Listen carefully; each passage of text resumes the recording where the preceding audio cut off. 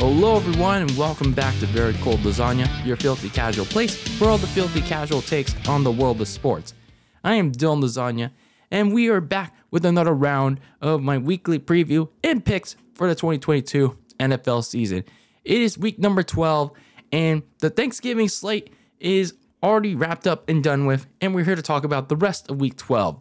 So we're obviously going to talk about the Thanksgiving slate, but I first want to say I am thankful for each and every one of you that watches my stuff, subscribed, follow me, and just thankful in general for the support here on Very Cold Lasagna. And again, thankful for consuming my content.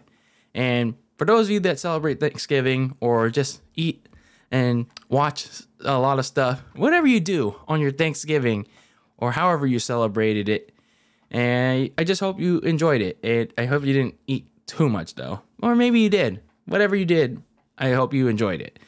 And if you're going Black Friday shopping or whatever kind of shopping you're doing this weekend, I hope you get what you want or what you need this weekend.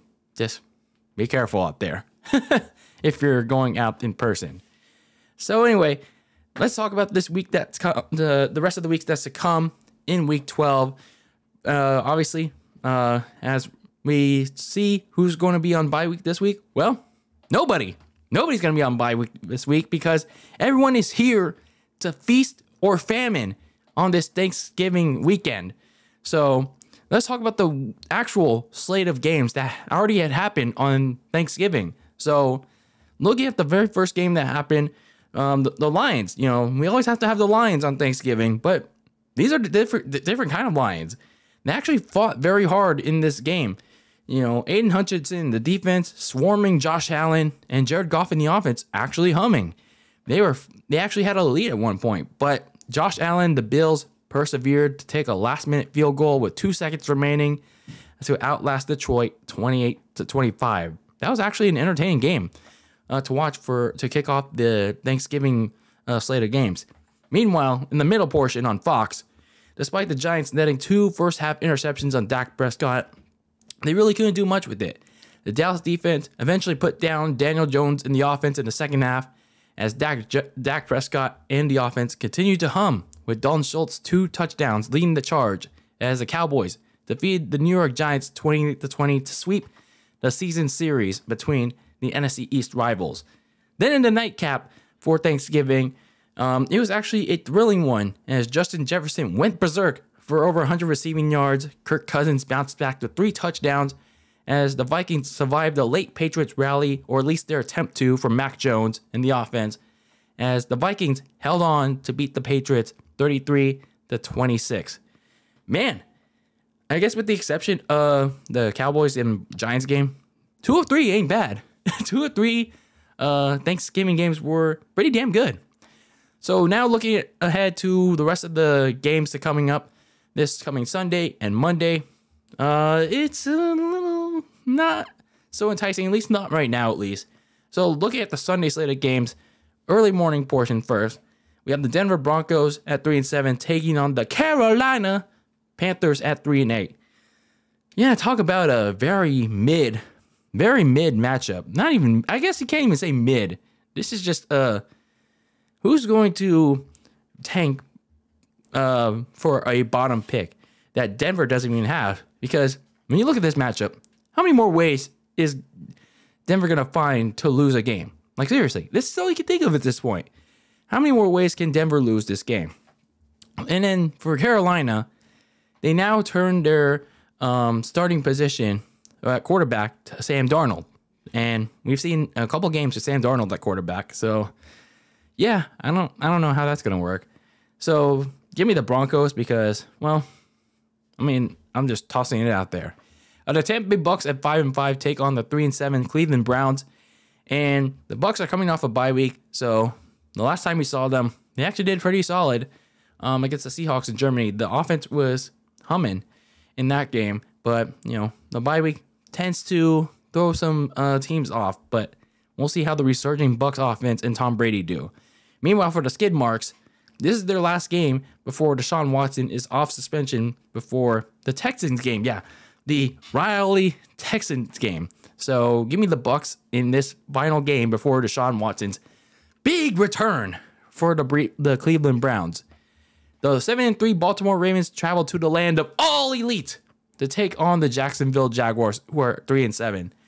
For the Ravens, it was not a good week for them because despite the win against the Carolina Panthers, because they were rusty. They were really rusty on offense despite the win. And they're looking to shake off that rust against a Jaguars team that's just hoping to finish the season with better execution on offense. I mean, they got a promising core with Trevor Lawrence, Travis Etienne. They just have to execute better on drives. So give me the Ravens in this one. The Houston Texans at 1-1 travel to Miami to take on the 7-3 Dolphins.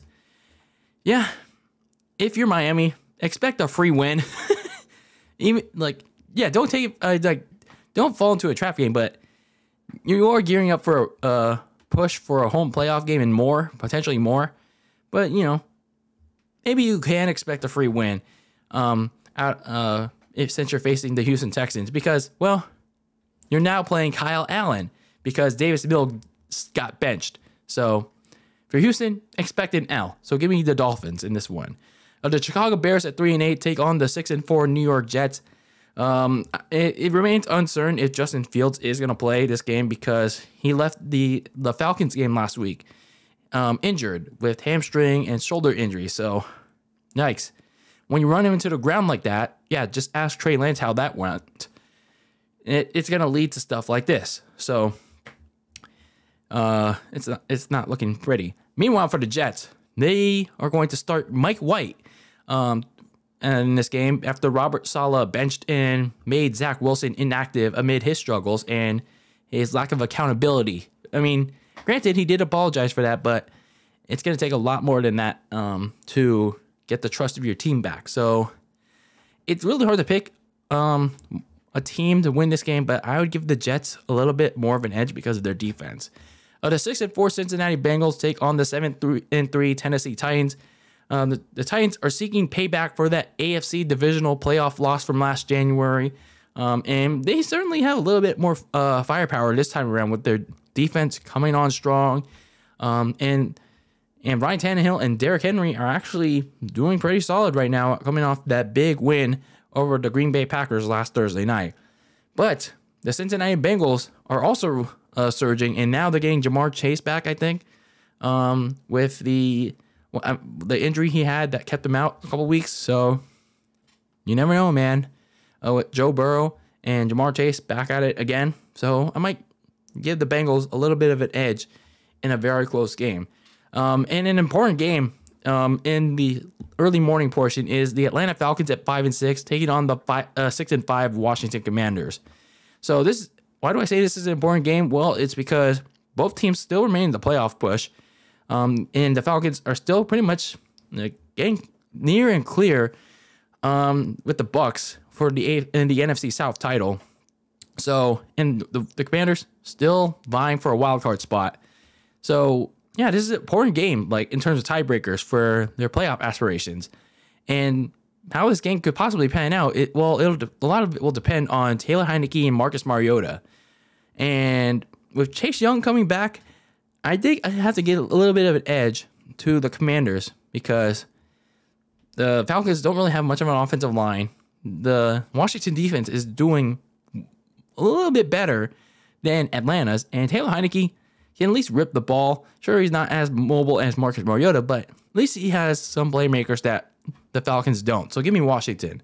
Going to the late afternoon slate of games, the LA Clippers, yes, we're calling them the Clippers, not the Chargers this week, at 5-5 take on the Arizona Deadbirds. The Cardinals at 4-7. So both of these teams, I honestly don't know where you could point any positive momentum at this point for them. But we have to because the Chargers, they're trying to find some focus as they try to go for a wild card spot. As well, they're clearly not, unless something miraculous happens. The Chiefs swept them last week in a heartbreaking fashion, and there's no way they're catching up to them for the AFC West title. So their focus now should be on getting a wild card spot in a wide open AFC. So for the Cardinals, Kyler Murray is active for this game. So yeah, this is like pretty much do or die for your season. If you lose this game, it's pretty much over for Arizona. But it'll probably be that way because I got to pick one team or another to choke this game away. It's probably going to be Arizona. So give me the Clippers. The Las Vegas Raiders at 3-7 take on the 6-4 Seattle Seahawks, who are coming off a bye. The Raiders, they got a big win, I guess, if you're looking for low expectations. They're hoping at least that whatever production that Derek Carr and Devontae Adams had in Denver, they hopefully get some ignition from the rest of their offense in terms of a spark. So maybe that will be the thing that leads them to an upset, at least in their eyes, against the Seahawks, who are seeking their bounce back of their own, as they lost that close game against the Bucs a couple weeks ago coming out of the bye. So Seattle, back in a wild card spot after they lost it during their bye week to the 49ers. So the Seahawks desperately need a win here to keep pace with the 49ers. So give me the Seahawks in this one. Saying this as a 49ers fan. The LA Rams at 3-7 take on the 8-2 Kansas City Chiefs. Like, oh boy. If you want a free win, this is basically the one for the Chiefs right here. Because the Rams are basically throwing this game out the window because they have no Matthew Stafford with the strained neck, and John Wolford, even if he's there, he's basically garbage. But nonetheless, he's also injured and probably will be injured going into this game. So now they have third stringer Bryce Perkins, and don't get me wrong, he looks pretty solid as a runner, but as a passer, yikes.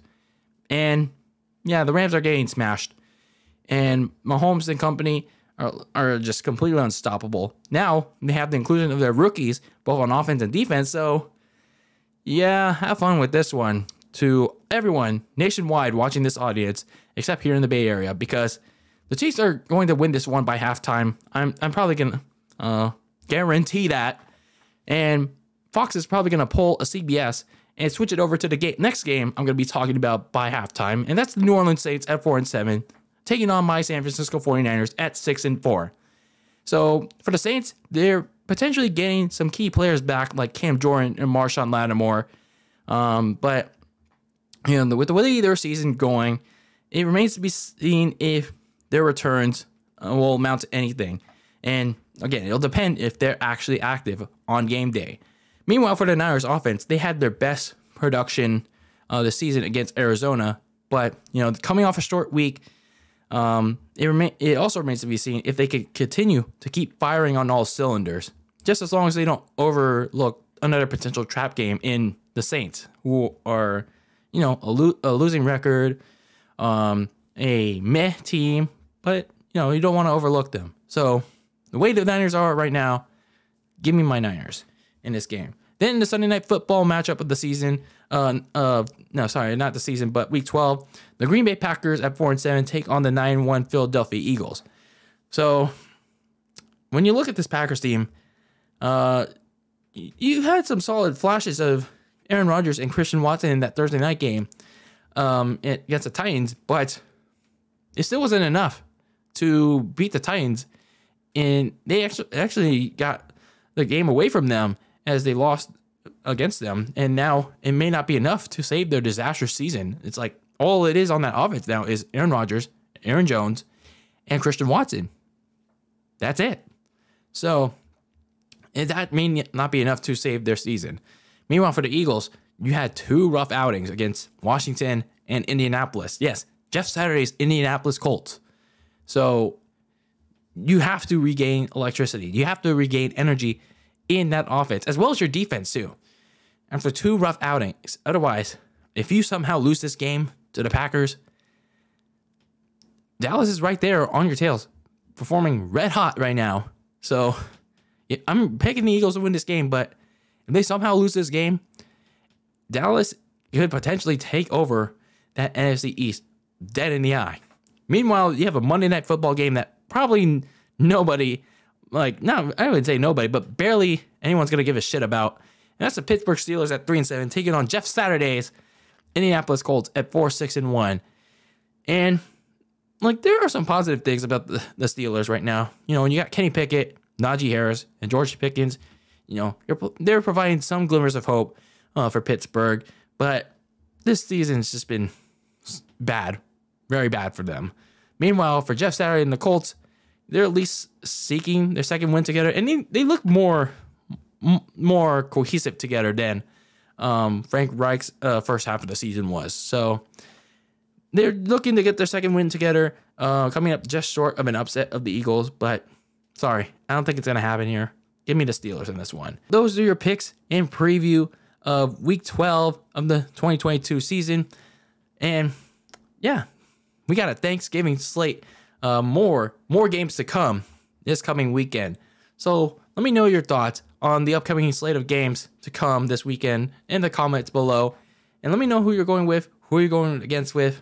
I'd love to know your thoughts as we continue along with this Thanksgiving slate of games. And let me know how you thought about the actual Thanksgiving slate of games in the comments below as well.